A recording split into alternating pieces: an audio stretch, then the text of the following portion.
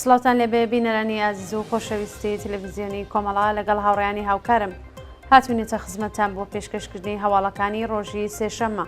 سەرەتا سەردەری گرنگترین هەواڵەکان. کۆبوونەوەی سەرانسەری خانشینکراوانی مخابرات لە شارەکانی کوردستان و ئێران، ناڕزایەتی دانیشتوانی شاری سنە لە ئاسکەمی سوتەمەنی، کەمی کود و ناڕزایەتی کشاوەرزان لە پارێزگای کوردستان، ناڕوونی چارەنووسی هەژبەندکراوی خەڵکی بۆکان و بانە، چوونەسەرەوەی ئاماری خۆکوژی لە شارەکانی کوردستان، پشتیوانی هێزەکانی بەرگری نەتەوەیی میانمار لە بزوتنەوەی ڕۆژاوای کوردستان و دۆخی نالەباری 50,000 ژنی دووگیان لە کەرتی غەزە.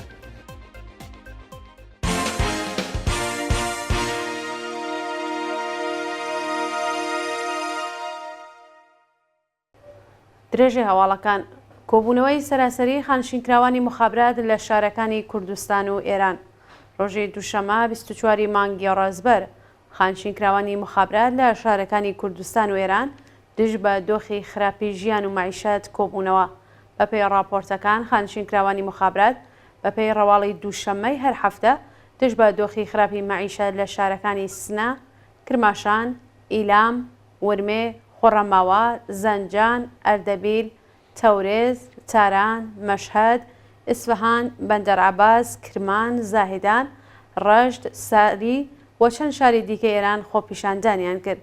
خانشینکراوانی مخابرات خوازیاری چوونەسەرەوەی ئاستی حەقدەست و مەزایە بە کردەوە دەرهاتنی گەڵاڵەی هاوسانسازی، دابینکردنی بیمەی تەکمیلی و چاکسازی لە ژیان و معیشەتیان بوو. ناڕزایەتی دانیشتوانی شاری سنە لە ئاسکەمی سوتەمەنی. بەپێی هەواڵی گەیشتوو ڕۆژی دووشەمە 24 مانگی ڕازبەر دانیشتوانی شاری سنە لە ئاسکەمی بنزین ناڕزایەتیان دەربڕیوە. بەوتەی سەرچاوە خۆجەیەکان بەهۆی سیستەمی گەندەڵی کۆماری ئیسلامی بنزین لە زۆربەی بنزینخانەکانی شاری سنە دەست ناکەوێت و بەشێک لە بنزینخانەکان داخراون. شۆفێرێکی تاکسی لەو بارەوە وتی نەبوونی بنزین کێشەی بۆ کارەکەیان ساز کردووە و ناچارن چەند سەعات لە نۆرەدا بوەستن بۆ ئەوەی بنزینیان دەست بکەوێت. نەبوونی بنزین لە حاڵکدایەکە بەرپرسانی ڕژیم، سروەت و سامانی وڵات بۆ گروپە تروریستیەکانی ڕۆژهەڵاتی ناوەڕاست دابین دەکەن و هیچ بایەخێک بە ژیان و معیشەتی خەڵک نادەن. کەمی کود و ناڕزایەتی کشاوەرزان لە پارێزگای کوردستان.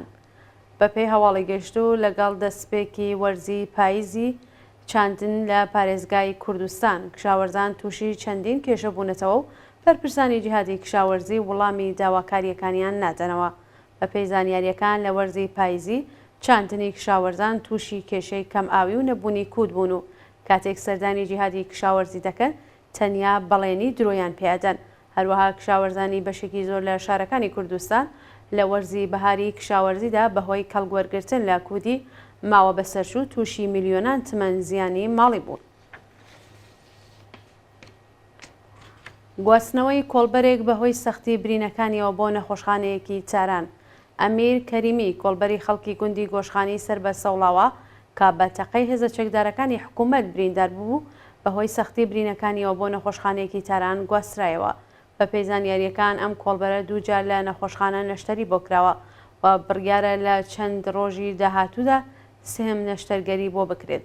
بەربەیانی ڕۆژی شەممە 15 ڕەزبەری ئەمساڵ ئەمیر کەریمی لە کاتی چوون بۆ کۆڵبەری نزیک گوندی هەنجیران لە سنووری مەریوان بەبێ ئاگادارکردنەوەی پێشوە لەلایەن چەکدارانی حکوومەتەوە تەقەی لێکرا و ئەژنۆی چەپی بە سەختی بریندار. ناڕوونی چارەنووسی هەژبەندکراوی خەڵکی بۆکان و بانە. وێڕای تێپەڕبوونی 5 مانگ بەسەر کاتی دەست بەسەرکردانی ئەبوبەکر مامزادە، ئەحمەد مامزادە، جەوانمەرد مامخۆسرەوی، سۆران قاسمی، جەلیل مەولودی، ڕزگار بابامیری، کاوە سالحی و پژمان سوڵتانی چارەنووسیان بە ناڕوونی ماوەتەوە. بە پێی راپۆرتی کانونی مافی مرۆڤی کوردستان ئەو هەر شارۆمەندە پاش دەست بەسەرکردان لەلایەن ناوەندە ئەمنیەتیەکانەوە بۆ گرتوخانەی ئیتڵاعاتی ورمێ گوازراونەتەوە. بەوتەی سەرچاوەکانی هەواڵ ئەو هەژبەندکراوە لە گرتوخانەی شاری ورمێدا بە مەبەستی وەرگرتنی دانپێدانانی زۆرم لێ بە سەختی ئەشکەنجە و ئازاردراون. سۆران قاسمی و ئەحمەد مامزادە چەند هەفتە لەوە پێش توانیویانە چاوپێکەوتنی کورتیان لەگەڵ بنەماڵەکانیان هەبێت بەڵام ئەو 6 کەسەکەی دیکە هێشتا نەیانتوانیوە لەگەڵ بۆ ماڵەکانیان پەیوەندی بگرن و چارەنووسیان بە ناڕوونی ماوەتەوە. چوونە سەرەوەی ئاماری خۆکوژی لە شارەکانی کوردستان لە ڕۆژانی ڕابردوودا ژن و پیاوێکی خەڵکی بۆکان و لاوێکی پەیڕەوی دەراویشی گونابادی لە شاری ئابدانانی ئیلام بەهۆی کێشەی کۆمەڵایەتی و گوشاری ناوەندە ئەمنیەتیەکانی ڕژیم دەستیان داوەتە خۆکوژی. بەپێی هەواڵی گەشت و ژن و پیاوێکی خەڵکی گوندی شێخلەرەی سەر بە شاری بۆکان بەهۆی کێشەی کۆمەڵایەتی لە ڕێگەی خواردنی حەبەوە دەستیان داوەتە خۆکوژی کە ژنەکە دەست بەجێ گیانی لەدەستداوە و پیاوەکە هێشتا لە نەخۆشخانە لەژێر چاودێری پزیشکیدایە. هەروەها لاوێکی پەیڕەوی دەراویشی گونابادی لە شاری ئابدانان بە ناوی فائزە سەعادە تەمەن 22 ساڵ بەهۆی وەرنەگیرانی لە کاتی دامەزراندن لەلایەن ناوەندە ئەمنیەتیەکانەوە خۆی فرێداوەتە نێو چۆمی سیروان و گیانی لەدەستداوە. پشتیوانی هێزەکانی بەرگری نەتەوەیی میانمار لە بزوتنەوەی ڕۆژاوایی کوردستان. خەڵکی میانمار و ئەندامانی ئەرتشی بەرگری نەتەوەی میانمار لە ڕۆژانی ڕابردوودا لە گرتوێدویەکدا هێرشەکانی تورکیە بۆ سەر ڕۆژاوای کوردستانیان بە توندی شەرمەزار کرد و پشتیوانی خۆیان لە بزوتنەوەی ئازادی خوازانەی ڕۆژاوای کوردستان دەربڕی. ئەندامانی ئەرتشی بەرگری نەتەوەی میانمار لە بەیاننامێکدا ڕایانگەیاند ئێمە لە بیستنی هەواڵی هێرشەکانی تورکیا بۆ سەر خەڵکی مەدەنی لە ڕۆژاوای کوردستان و لە ناوبردنی ژێرخانی ئابووری بەهداشتی و کۆمەڵایەتیەکان زۆر نیگەران بووین. پەیوەندیەکی 70 ساڵەمان لە بواری ئازایەتی فداکاری و گوێریدا لەگەڵ براو خوشکەکانمان لە ڕۆژاوای کوردستان هەیە و پێکەوە لەگەڵ دەسەڵاتی دیکتاتۆر شەڕ دەکەین. لە بزوتنەوەیەکی شۆڕژگێڕانە تا بزوتنەوەیەکی کۆمەڵایەتی جیهان چاوی لە سەرتانە. دەمانەوەی پێچان بڵێن کە ئێمە خەبات و تێکۆشان بۆ ئازادی و دادپەروەری دەبینین و باوەڕمان ئەوەیە کە کەسانێک کە لە بەرامبەر جنایەتکاراندا بێدەنگن و بەرخودان ناکەن لە خودی دیکتاتۆر مەترسیدارترن.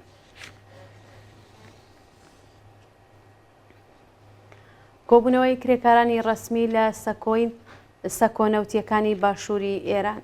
ڕۆژی دووشەممە 24 مانگی ڕازبەر کرێکارانی ڕەسمی لە سەکۆنەوتیەکانی باشووری ئێران دژ بە جێبەجێ نەکردنی داخوازیەکانیان کۆبوونەوە. بەپێی راپۆرتەکان کرێکارانی ڕەسمی نەو لە شرکەتی نەوتی فەلاتی قارە لە سەکۆی فروزان، کرێکارانی ڕەسمی لە سەکۆی ئەبوزەر و کرێکارانی شرکەتی بەرهەمێنانی نەوت و گازی ئاغجەری دژ بە دۆخی خراپی پیشەوی مەعیشەت ناڕەزایەتیان دەربڕیوە. کرێکارانی ناڕازی خوازیاری وەلانانی سەقفی حەقدەست، وەلانانی ئاستەنگیەکانی بەردەم سەنەواتی خاننشینی و گەڕانەی ئەو باجە زیادەی کە لەسەر حەقدەستەکانیان کەم کرابوون.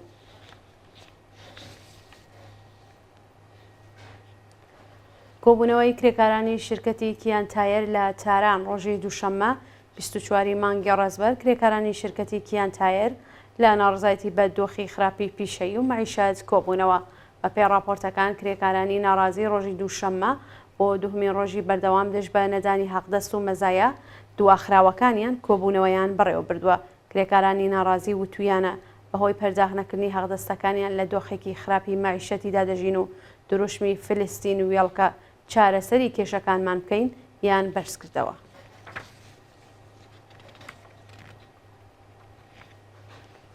کوژرانی کاسبکارێ بە تەقەی هێزەکانی ڕژیم لە خوڕەماوە. لە ڕۆژانی ڕابردوودا ئۆتۆمبیلێکی کاسبکارێک کە بە شووتی ناسراون لە ڕێگەی خوڕەماوە لەلایەن هێزە انتزامیەکانەوە دراوەتە بەر دەستڕێژی گولە و پاش ڕووداوێکی هاتوچوو لەگەڵ ئۆتۆمبیلێکی دیکە کاسبکارەکە گیانی لەدەستاوە. شووتی وەکو کۆڵبەری و سوختبەری کارێکی ناچاریە کە هاوڵاتیانی باشووری ئێران بەهۆی هەژاری و بێکاری لە ژێر سایەی گەندەڵی بەرپرسانی کۆماری ئیسلامی ناچارن بۆ بژیوی ژیانیان ڕوو لێ بکەن و زۆر جار کاسبکاران بە تەقەی ڕاستەوخۆ یان ڕووداوی هاتوچۆ لە کاتی هەڵاتنیان لە دەست هێزەکانی ڕژیم گیانیان لەدەستدەن.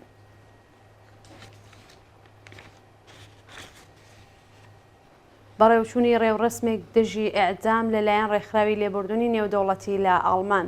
ڕۆژی یەکشەممە 23 ڕەسبەری ساڵی 1402 هەتاوی ڕێکخراوی لێبوردنی نێودەوڵەتی ڕێوڕسمێکی دژ بە سزای لە سێدارەدان لە وڵاتانی جۆربەجۆر و بەتایبەت لە شاری هامبۆرگی ئاڵمان بەڕێوەبرد. لەم ڕێوڕسمەدا تابوتەکان بە ئاڵای وڵاتانی یەکێک لەوانە ئێران کە تا ئێستاش سزای لە سێدارەدانی تێدا جێبەجێ دەکرێت خراوەتە بەر چاوی گشتی. پێویستە ئاماژەش بۆ بکرێت کە سەرڕای ڕخنەی بەربڵاوی ڕێکخراوەکانی مافی مرۆڤ حکوومەتی ئێران لە ڕێزی ئەو 20 وڵاتەیەکە لە ماوەی 1 ساڵی ڕابردوودا سزای لە سێدارەدانی جێبەجێ کردووە. و دوا هەواڵ دۆخی نالەباری 50,000 ژنی دووگیان لە کەرتی غەزە. بەهۆی گەمارۆدانی کەرتی غەزە لەلایەن ئەرتشی ئیسرائیلەوە دۆخی بێداشتی و دەرمانی ئەو ناوچەیە لە ئاستی قەیرانێکی مرۆییدایە و 50,000 ژنی دووگیان لە مەترسی مردندان. بەپێی راپۆرتی سندۆقی کۆمەڵی ڕێکخراوی نەتەوەی گرتووەکان زیاتر لە 50,000 ژنی دووگیان لە کەرتی غەزە مەترسی گیان لە دەستانیان لەسەر و 5,000 کۆڵپەڵە لە دۆخی زۆر خراپی خوراک و بێداشتان. شانی باسا کە شەڕی نێوان حەماس و ئیسرائیل چوە نێو دەهەمین ڕۆژی خۆی وەتا بە ئێستا نزیکەی بە 4,000 کەس گیانیان لە دەستاوە و 10,000 کەسیش بریندار بوون کە 1,000 کەسیان منداڵن و چەند هزار کەسیش تەرمەکانیان لەژێر دار و پەردوودا ماوەتەوە. ڕۆژی دووشەمە موشکبارانی شارەکانی ئیسرائیل لەلایەن حەزبوڵای لوبنان و حەماسەوە بەردەوام بوو و فڕۆکە و تۆپخانەکانی ئیسرائیل بنکەی ئەو دوو گروپەیان بە چڕی بردومان کرد. ئازیزان هەواڵەکانتان پێشکەش کرا هەر شاد بێت.